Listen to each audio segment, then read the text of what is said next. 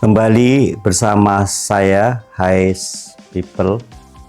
Hari ini saya mengundang seorang wanita muda yang energik, cantik, dan yang paling penting dia punya profesi yang menurut saya tidak banyak di Indonesia, yaitu seorang pelukis. Khas dari pelukis ini adalah dia menggunakan intuitif yang sangat tinggi, kreativitas yang luar biasa, dan punya passion di dalam hari ke hari untuk melukis dan melukis.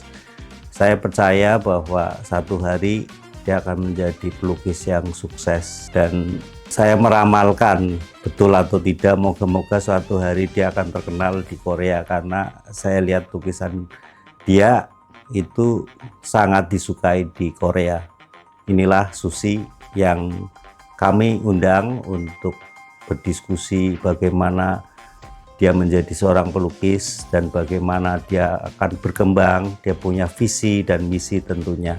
Sebenarnya maupun digital tradisional, kayak menurut aku kalau misalnya ada sentuhan manusianya beda aja sih kita. Jadi kayak kalau bisa kita harus terus push diri kita untuk show our art to the world. Hal apa yang jarang diketahui oleh orang lain tentang Susi? Aku gamer. Gamer? Oh, ternyata.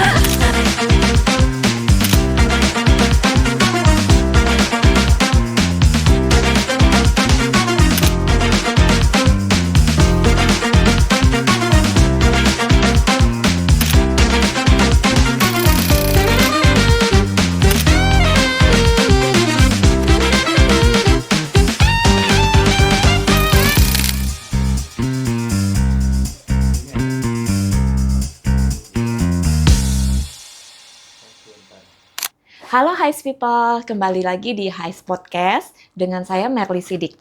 Hari ini saya punya tamu yang sangat istimewa. Orangnya masih muda, cantik, dan sangat berbakat. Profesinya juga unik. Jarang banget deh kayaknya orang punya profesi ini. Kita sambut sama-sama Susi. Halo Susi. Ya, kamu ya. Susi ini seorang pelukis abstrak. Tapi nggak sembarang abstrak ya, abstrak itu biasa penuh makna. Nah, mungkin boleh ceritain nih Susi. Sebelumnya nih ya, saya sempat bingung tuh waktu pas lihat IG-nya SHUXX. Saya sampai tanya ke eksekutif podcastnya ini bacanya apa? Gitu. Bacanya Susi ternyata. Kenapa Susi? Nah, karena suka makan sushi. Oke, sesimpel itu ya sebenarnya. Oke, mungkin boleh kenalan singkat Susi profesinya. Halo, aku Susi, seorang pelukis abstrak, dan biasa aku suka berkarya tentang mengabstraksikan pemandangan. Kalau dari jauh lukisan abstrak, kalau dari dekat lukisan pemandangan. Gitu. Oke.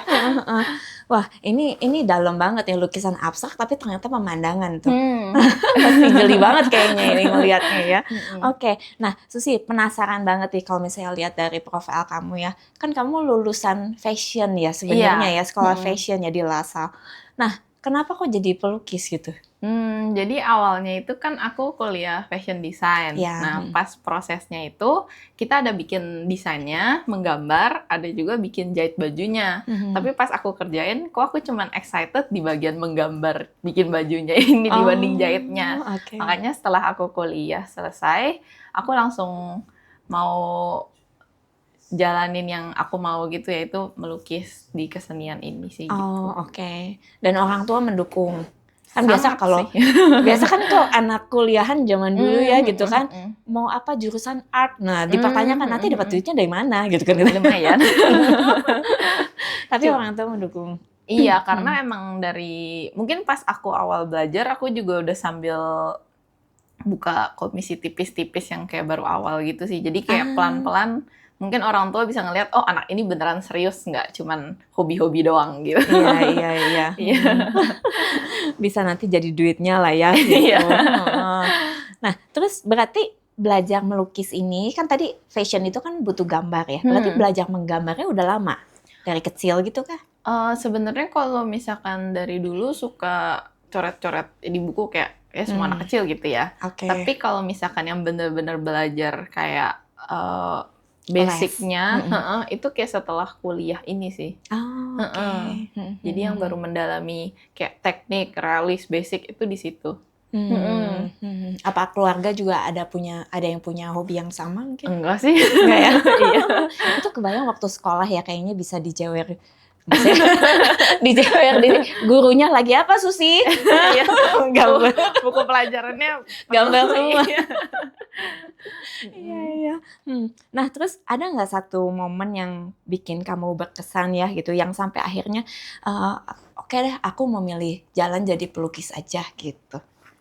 Sebenarnya yang paling berkesan itu ketika aku share karya-karya aku di sosmed, apalagi pertama kali aku share di sosmed yang kayak itu baru awal aku mulai bikin karya art originals aku, terus tiba-tiba ternyata ada yang tertarik langsung gitu. Itu yang paling berkesan sih buat aku. Jadi pas awal itu aku langsung mikir, oh aku mau deh ngelakuin ini gitu. Iya. Jadi kayak apa yang kita pelajarin selama ini ternyata ada hasilnya loh gitu. Iya.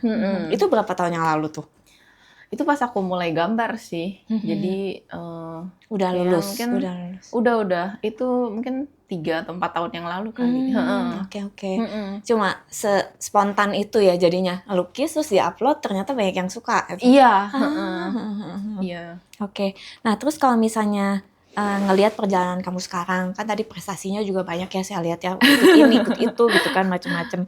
Ada pameran gitu ya. Nah, menurut kamu yang paling menantang itu apa? Menurut aku yang paling menantang itu ketika kalau misalkan menurut aku kayak idealis bikin karya tuh kayak gini. Buat cari orang yang ngerti dan appreciate itu awal-awalnya menantang sih. Apalagi aku di abstrak. Jadi kayak banyak yang kalau misalkan orang yang nggak ngerti, maksudnya orang awam, itu pasti kayak ngapain sih coret-coret doang gitu. Jadi kayak di anak situ. kecil juga bisa katanya gitu. Ya sampai sekarang juga banyak yang maksudnya kayak kalau yang kurang into art mungkin mereka masih ngomong kayak gitu sih. Oke. Kenapa pilihnya akrilik? Saya terus terang nggak terlalu paham ya. Mungkin nggak tahu Has People juga ngerti apa enggak nih, ada akrilik, ada cat minyak kan ya gitu kan, setahu saya, terus ada cat air juga gitu. Nah, kenapa akrilik? Karena kalau akrilik itu menurut aku paling simple. Jadi kayak ini catnya aja langsung dipakai, nggak usah kalau misalnya cat air kan pakainya tuh mesti dicampur-campur air, abis itu ntar nggak tekniknya harus bener biar kelihatan bagus. Cuma menurut aku cat akrilik itu yang paling bisa main tekstur. Kalau misalkan kita melakukan kesalahan tinggal ditambal, jadi kayak aman gitu. Nggak ngabisin kanvas ya, kanvasnya mahal soalnya. Terus kalau cat minyak kan maksudnya lumayan ribetnya itu nunggunya lama, terus habis itu mesti di udara terbuka, terus habis itu mesti ntar buangnya juga mesti hati-hati. Jadi kayak yang paling simple, karena aku suka yang simple gitu, jadi akrilik. Dan ini nggak berbau ya kalau akrilik ya? Enggak ya? Iya. Soalnya saya juga dulu suka melukis waktu zaman sekolah, iya. kan pelajarannya cat minyak ya, jadi terus nggak ada tempat yang lukisnya di kamar, udah kamar itu bau. Iya.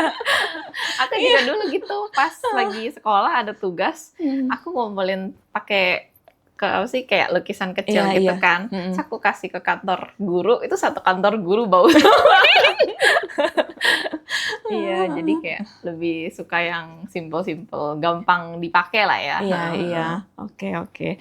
Nah, terus banyak orang nih, kan tadi ya Susi juga ada bilang banyak orang suka ngelihat lukisan abstrak. Oh ya, by the way ini lukisan Susi nih salah satunya nih gitu kan. Coba teman-teman Has People bisa terjemahkan ini maknanya apa gitu kan. Kadang nggak semua orang atau mungkin tiap-tiap orang punya persepsi yang lain ya memaknai sebuah tulisan, sebuah lukisan gitu kan. Nah, kamu sendiri gimana ya? Maksudnya mendeliver supaya orang itu paham lukisan yang kamu buat ini tentang apa gitu. Itu gimana caranya? Jadi kalau misalkan aku, jadi aku tuh karya abstraknya itu aku suka yang kayak agak mirip pemandangan karena menurut aku itu cara aku berkarya ya. Terus kalau misalkan dibilang cara orang ngertinya gimana, paling aku jadi kalau di karya aku itu biasanya orang kayak berimajinasi masing-masing kayak ini begini ya, cuman kayak pasti kalau konteksnya aku kasih sih, menurut aku ini pemandangan ini, cuman sisanya imajinasi masing-masing gitu. Oh, oke. Biasanya tiap orang yang ngelihat mungkin dipengaruhi oleh situasi dia saat itu juga gitu dari Iya, untuk melihat sebuah lukisan? Kalau aku sih, aku suka karya aku tuh open meaning-nya. Jadi kayak menurut aku begini, cuman menurut dia begini, ya berarti emang menurut dia begitu. Jadi aku suka orang punya opini mereka pribadi aja gitu. Jadi aku nggak bilang kalau ini meaning-nya harus begini gitu. Makanya aku suka abstrak, mungkin lebih kayak karena kan otak manusia kan keren ya. Jadi kayak masing-masing berimajinasi dan menurut aku itu lebih keren begitu kalau buat aku. Iya. Nah, kalau misalnya pameran, biasa kan di pojok kan ada tuh judulnya. Nah, ini kalau boleh tahu judulnya tentang apa? Kalau yang ini lukisan tentang keluarga sebenarnya. Makanya kalau misalkan diperhatiin ini kayak dunia fantasi tapi kayak ada rumahnya. Terus habis itu Pak Soehartono kan waktu itu sionya ayam. Jadi waktu itu request-nya juga ada ayam gitu. Oke. Iya. Cuman aku pengen kemas itu dalam lukisan abstrak aku sih. Jadi kayak begini. Iya. Keren sih. Terima kasih. Ya orang bisa menginterpretasikannya tadi lain-lain. Kalau misalnya nggak dijudulin keluarga, orang mungkin nganggapnya gila sesuatu yang kayaknya lagi semangat, ceria kayak gitu ya. Tapi nggak tahu kenapa saya merasakan ini kok ada sedihnya juga ya. Kenapa ya gitu. Iya. Iya makanya beda-beda. Oke. Nah, terus kalau misalnya soal warna nih kan, warna-warna yang kamu buat kan itu tonnya ya termasuk lembut tapi ada kuatnya juga gitu kan ya. Nah, biasanya inspirasi itu datang dari mana sih untuk membuat satu karya? Kalau inspirasi sih menurut aku bisa dari semua apapun itu, kayak misalkan pemandangan dari warna, kayak ngelihat warna ini, ih bagus ya, terus habis itu pikir-pikir, ih boleh deh pakai gitu. Jadi aku lumayan ngambil dari yang menurut aku bisa lucu ya gitu. Jadi aku kayak pasti keep itu di otak aku kayak terus suatu hari di saat aku butuh bikin karyanya, aku tinggal kayak kemarin lihat ini mungkin bisa masuk gitu. Jadi aku suka ngeliatin sekitar aja sih. Oke, seneng jalan-jalan dong ya. Iya. Iya. Nah, kalau misalnya setiap karya itu kan pasti punya satu cerita ya, ada behind the story-nya gitu kan.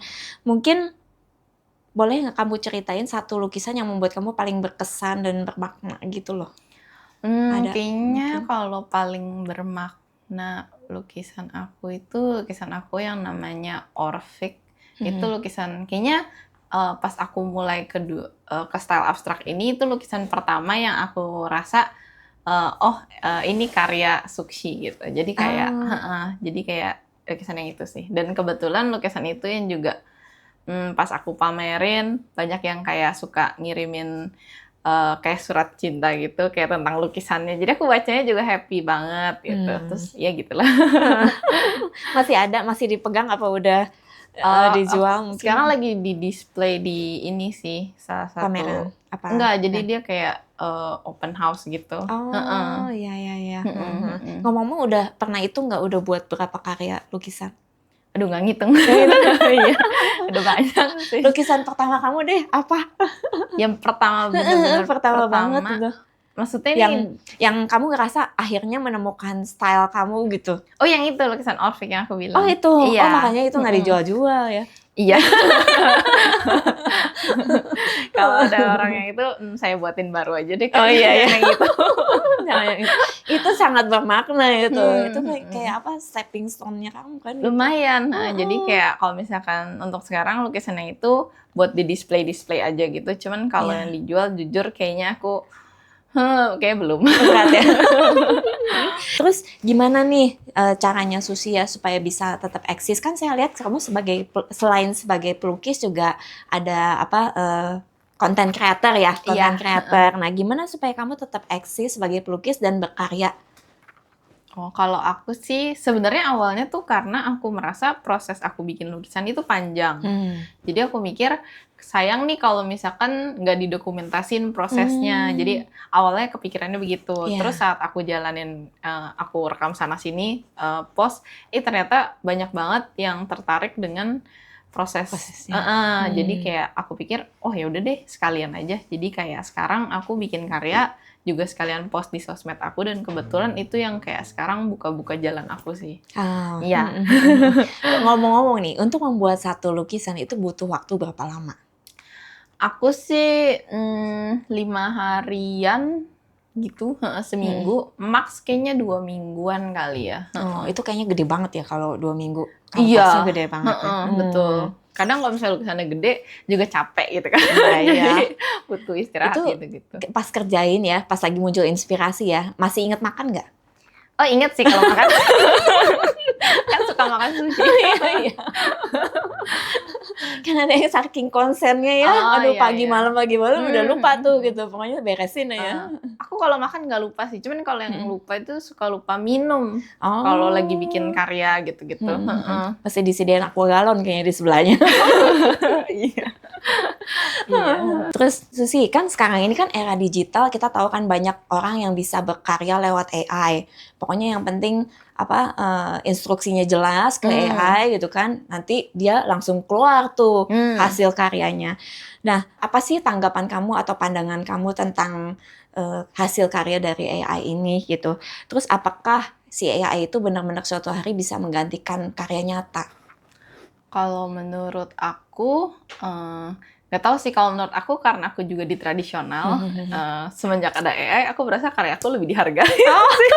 Iya. Tapi menurut aku kayak mungkin di kedepannya kalau misalkan katanya kan art bakal diganti AI. Iya. Cuman menurut aku kayak nggak ada serunya gitu. Itu kayak kayak misalkan Kamer nonton sepak bola, tapi itu AI. Kan nggak seru kan? Iya. Kayak ya prediksinya ya gitu-gitu aja gitu. Sedangkan menurut aku kalau misalkan, apalagi aku tradisional, sebenarnya maupun digital atau tradisional, kayak menurut aku kalau misalnya ada sentuhan manusianya beda aja sih. Dan menurut aku kayak itu lebih ngefilter juga sih, kayak orang-orang yang lebih suka art dan enggak gitu. Iya. Kalau mungkin hasil karya AI ya apa ya, kayak template kali ya. Iya. Dan kan dia ngambil dari referensi lukisannya dari yang udah ada Iya, gitu. betul. Jadi kayak nggak mungkin menurut aku sentuhan manusianya ya ada kebaca gitu, kayak program kan. Jadi menurut aku ya, menurut aku justru itu nggak filter sih sebenarnya Kak. Kayak misalkan kayak sekarang aja kalau misalkan kayak ada yang butuh lukisan, pasti kayak orang yang udahlah pakai AI aja, itu mereka orang yang mungkin emang nggak segitunya dengan seni, cuman nggak ada salahnya juga gitu. Jadi kayak kalau sekarang menurut aku jadi kayak orang-orang yang reach out ke aku itu yang lebih appreciate justru gitu. Jadi kayak mungkin karena aku tradisional juga sih jadinya. Jadi kayak lebih masuk. Sering dapat request gitu, ini mau lukisan ini gitu kan? Atau nah terus pernah nggak sampai, oh ternyata nggak sesuai ya, banyak kan nggak ada contohnya ya kalau gitu. Kalau misalnya kita beli sesuatu kan kadang ada contohnya gitu kan. Ini kan lukisan apalagi abstraknya nggak ada contohnya nih gitu kan. Cuma calon kliennya aja yang cerita, oh saya mau lukisan ini, lukisan itu gitu. Nah itu gimana tuh supaya nyambung tuh? Jadi kalau menurut aku, apalagi menurut aku seniman yang masih merintis lah ya, masih work on my goals gitu. Jadi kalau aku itu gimana caranya idealis karya aku ini memenuhi kebutuhan orang ini. Contoh, misalkan kayak ini, kan maksudnya keluarga. Gimana cara lukisan abstrak aku masuk ke tema keluarga ini yang jadi aku suka bikin karya idealis, tapi ini tuh juga mendeskripsikan apa yang mereka butuhkan juga gitu. Mungkin kedengarannya bingung, cuman enggak. That is business. Menurut saya, betul. apa ya? Ya jadi kamu punya karya, tapi kamu memikirkan dari sisi bisnisnya juga. Kalau misalnya kamu cuma pikirin karya kamu, nggak peduli orang suka apa enggak kan, ya lain ya gitu. Tapi kan ini kan mikirin gimana supaya memenuhi ekspektasi orang lain, itu bisnis. Iya. Ternyata. Justru itu menurut aku penting sih Kak. Apalagi kalau misalnya seniman itu kita tuh idealis banget. Kayak bikin karya maunya tuh kayak gini gitu.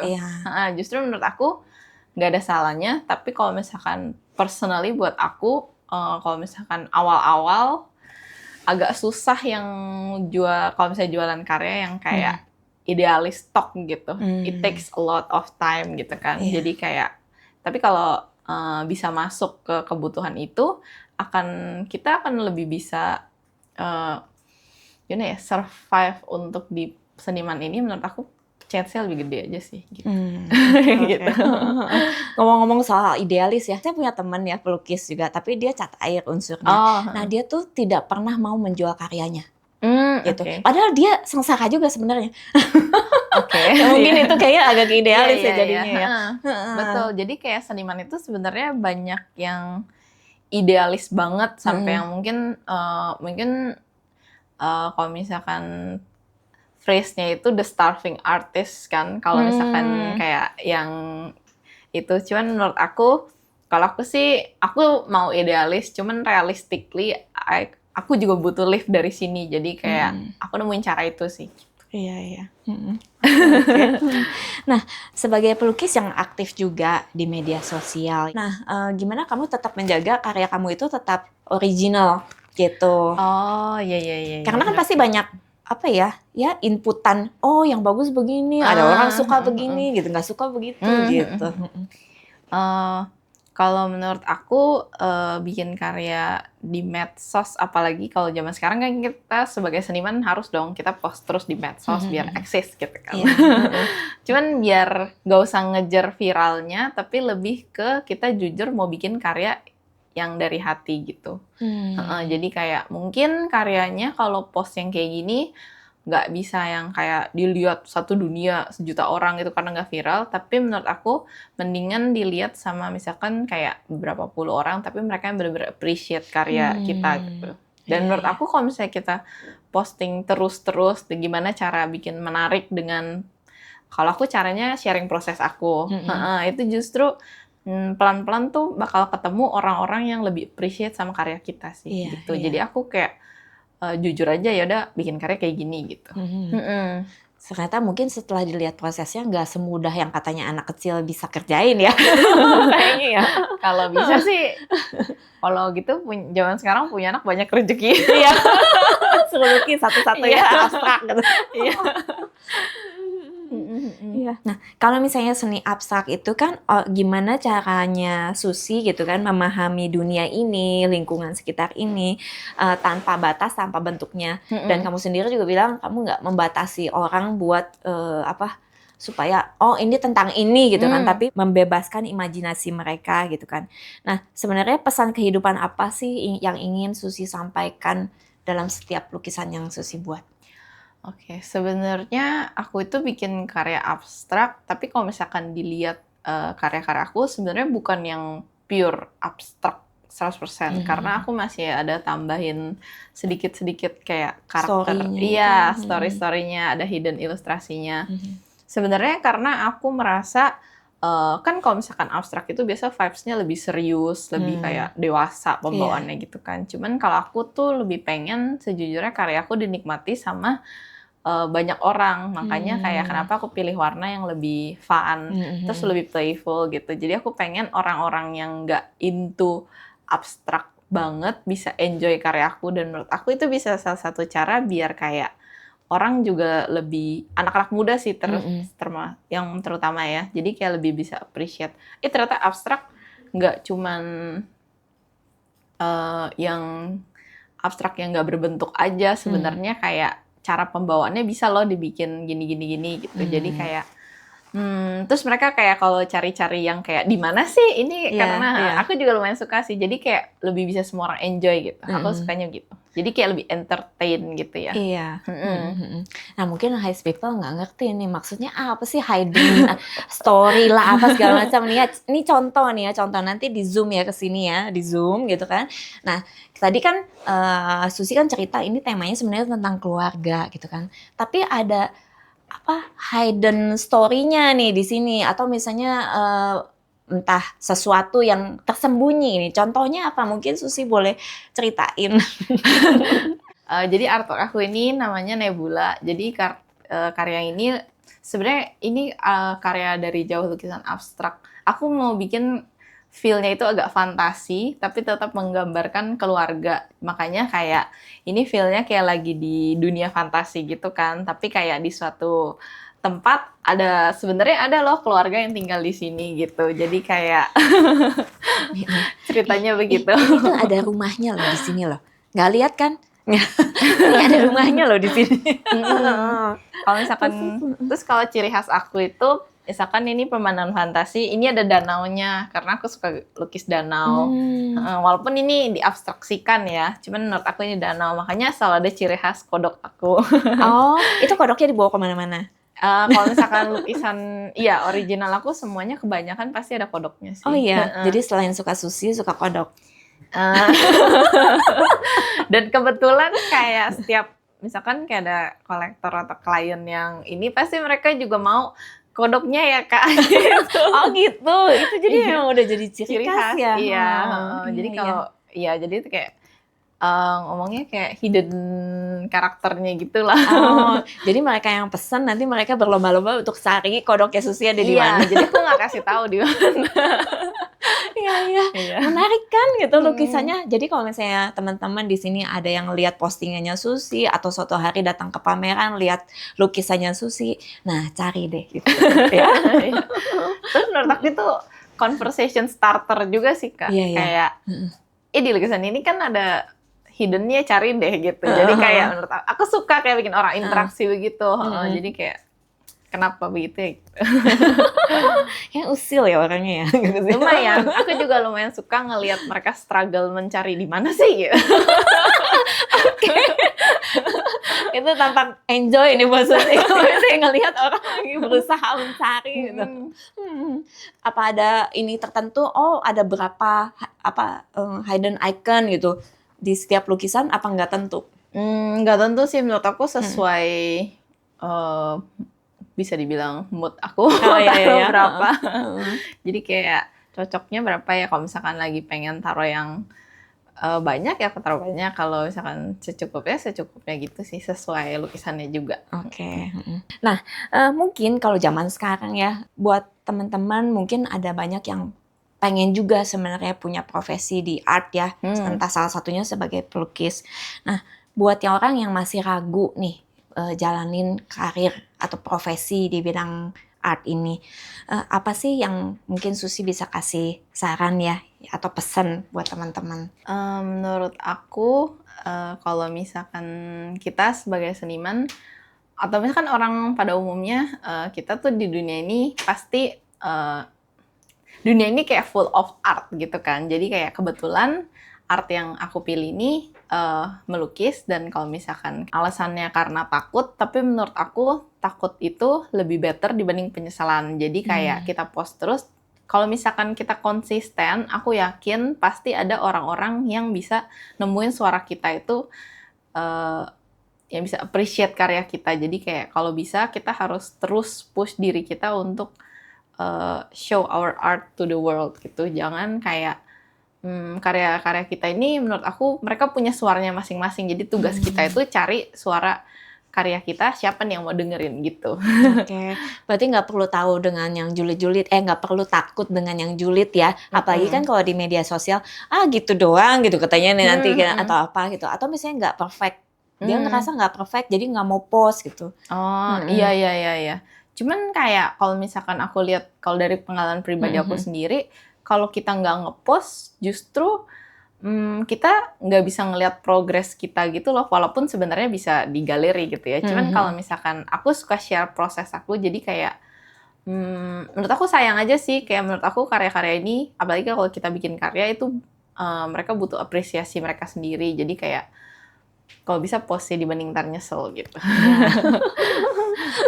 Oke, berarti ya proses menemukan diri sendirinya juga ada ya itu ya. Justru dengan kita show the world itu kan sebuah prosesnya, bener nggak? Untuk mengetahui, oh kita tuh ternyata senangnya begini, atau yang di-appreciate orang tuh yang begini gitu, yang kita suka juga. Dan menurut aku kalau misalkan kita show proses kita gitu, menurut aku orang-orang juga lebih ngerti sebenarnya makna lukisan kita ini arahnya kemana, suara kita tuh sebenarnya gimana gitu. Jadi kayak lebih ke jujur aja sih mau bikinnya gimana. Sebenarnya nggak mesti kayak aku kayak showing proses juga. Cuman menurut aku bikin karya yang jujur. Jadi kayak berani terus buat bikin karya. Jangan kayak, kayak kurang bagus udah deh. Gitu. Karena kayak sampai sekarang menurut aku semua orang itu karyanya pasti ada yang jelek, ada yang bagus gitu. Ini nggak ngomongin itu ya. Cuman menurut aku kita produce terus sampai karya-karyanya karya yang bagus keluar. Siapa tahu ntar ada karya yang masterpiece keluar dari diri kita gitu. Jadi kayak terus aja gitu loh. Iya. Nah, kalau sejauh ini yang merasa Susi sebagai ini karya yang paling aku suka nih gitu kan, yang paling kayaknya ya tadi masterpiece mungkin ya gitu. Sejauh ini yang mana tuh? Aku paling suka karya aku yang namanya Ludik. Ludik. Iya. Oke. Nanti kita cari ya. Iya. Kenapa? Itu cerita tentang apa? Sebenarnya kalau misalkan dibilang maknanya itu kayak lukisannya tentang adventure. Jadi menurut aku itu juga bisa relate ke semua orang. Karena menurut aku masing-masing punya adventure-nya sendiri-sendiri. Punya jalan ceritanya sendiri-sendiri. Ada waktunya sendiri-sendiri. Jadi kayak lukisan itu dimana aku juga sangat intuitif yang kayak bisa lempar cat sana sini gitu. Jadi kayak seru dan maknanya menurut aku bagus gitu. Oke. Masih ada tuh? Masih. Terus dengar-dengar nih katanya pernah ada kesempatan kerjasama dengan pemerintah. Nah itu apa tuh? Gimana ceritanya tuh? Oke, jadi kalau misalkan aku kan emang show myself on social media. Jadi waktu itu kebetulan ada yang tertarik sama lukisan aku. Cuman kebetulan waktu itu dia butuh lukisan yang besarnya lumayan panjang, gede banget. Waktu itu kayaknya hampir 2 meteran ya. Di kanvas? Iya. Sepanjang itu. Jadi aku pikir ya udah gitu. Terus setelah proses produksi dan lain-lain, ternyata aku baru tahu jadi itu buat di kantor Kominfo sebenarnya gitu. Jadi di awal tuh nggak dikasih tahu ini buat apa? Iya, awalnya Cuma kayak dipesen. Iya, kayak normal conversation antara klien dan painter kan. Jadi kayak ternyata pas udah dikirim, ternyata buat Kominfo gitu. Wow, Iya. senang banget dong. Lu Oh, setiap iya. masuk ke kantor itu pasti semua orang lihat kan. Di lantai 4 katanya. Itu tentang apa yang dilukis di situ? Jadi kebetulan Di request-nya, berarti kan ada request-nya apa jadi enggak? saat itu yang diminta itu lukisan abstrak original aku sebenarnya yang namanya Abromania. Jadi itu lukisan original aku, cuman mereka maunya di lukisan yang panjang. Jadi aku pikir aku bikin lukisannya ini yang extended version, jadi yang buat itu gitu. Iya. Menarik. Nah sekarang nih kita main game sedikit ya. Ada fun fact-nya. Kamu cuma jawab mungkin satu kata doang nih kayaknya. Fun fact-nya ya. Yang pertama, hal apa yang jarang diketahui oleh orang lain tentang Susi? Aku gamer. Gamer? Ternyata. Game apa yang sering dimainin? Walaupun tidak jago ya, cuman aku suka main Mobile Legends, terus sekarang aku lagi suka main Dota, terus lagi suka nyoba Apex Legends di komputer gitu sih. Di rumahnya jadi ada komputer game kah? Iya, justru harus ada. Ternyata ya. Jangan sumber inspirasinya juga dari situ ya. Roblox, main juga Roblox. Enggak, Roblox enggak. Ya. Oke. Nah, terus kalau bukan jadi pelukis nih, mau jadi apa? Aku selalu mikir aku mau jadi tukang kayu yang kayak bikin meja, bikin kursi gitu. Oke. Terus kamu kerjain sendiri gitu maksudnya? Soalnya awalnya suka ngeliat YouTube sih, kayak orang bikin kursi pengen gitu. Pernah cobain nggak sebelumnya? Enggak sih. Kayaknya kamu mesti cobain dulu deh. Belum aja ngerasain kesura ya istilahnya. Iya. Apa sih kesura? Kemasukan kayu. Kemasukan kayu. Terus punya kuas kesayangan? Kalau misalnya hilang, beli baru atau cari sampai ketemu? Beli baru ya. Simpel aja ya. Ngapain disusah-susahin udah hilang. Terus kalau misalnya lagi buntu ide, biasa ngapain? Biasa aku buka Pinterest sih, lihat-lihat. Lihat-lihat mood. Aku suka kumpulin mood board referensi. Jadi kayak menurut aku ini menarik, aku kumpulin. Kalau misalkan aku ngelihat apa juga, karena aku foto, kumpulin di mood board gitu. Jadi kayak aku suka nyari inspirasi sih. Oke. Nah, terus satu kata yang paling menggambarkan seni abstrak. Abstrak. Iya sih. Terus setuju, kalau suatu hari karyanya Susi nih dilelang miliaran nih, kira-kira reaksi pertamanya gimana? Kayak pingsan dulu. Iya, iya. Dari Susi itu ada pesan-pesan mungkin buat temen yang ya di luar sana ya gitu kan, tentang kehidupan ini mungkin, atau yang pengen berkarya di seni lukis gitu. Menurut aku kalau misalkan zaman dulu jadi pelukis itu sangat susah karena cuman cara jualan karyanya cuma lewat galeri. Sedangkan menurut aku di zaman media sosial sekarang kita punya kekuatan di tangan kita kan, kayak sosmed. Kita dengan post satu karya itu kayak bisa dilihat satu dunia. Jadi menurut aku di zaman digital era sekarang akan sangat lebih bisa jadi seniman. Jadi menurut aku kalau emang mau jadi seniman, go for it gitu. Yes, mantap. Nah, makasih ya Susi ya udah mau berbagi ceritanya. Harapannya cerita ini bisa jadi inspirasi juga buat teman-teman. Dan juga tentunya saya lihat banget ini menjadi diri sendiri ya, gitu. Ya kan? Iya. Kan kenapa milih jurusannya abstrak gitu kan berarti menjadi diri sendiri. Sedangkan Iya. di luar sana kan ada yang bilang, oh yang laku apa tadi Feng Shui gitu kan ya, yang berhubungan dengan Feng Shui, atau yang laku apa pemandangan gitu kan. Ya ini Susi udah berhasil menjadi dirinya sendiri dan ternyata bisa dimonetize. Iya, Gitu. itu yang paling penting juga. Penting. Oke, thank you Susi buat waktunya, terus berkarya gitu. Nanti ya kita nantikan nih suatu hari Susi bisa menjadi orang yang sukses dan terkenal. Amin. Hasil karyanya ya. Nah, buat teman-teman yang penasaran atau mungkin belum kenal sama Susi gitu, boleh kenal lebih deket. Cek aja langsung media sosialnya Susi. Ada di mana aja Susi? Ada di Instagram, TikTok, sama YouTube. Oke, namanya apa? @suksi_. Tulisannya tuh S H. HUXXI_. Nah, jangan sampai salah ya. Boleh langsung dilihat karyanya di situ. Mau dipesan juga boleh gitu. Oke, Heis people, sampai di sini perjumpaan kita. Thank you buat Susi. Jangan lupa subscribe and like Heis Podcast. Kita nantikan episode selanjutnya.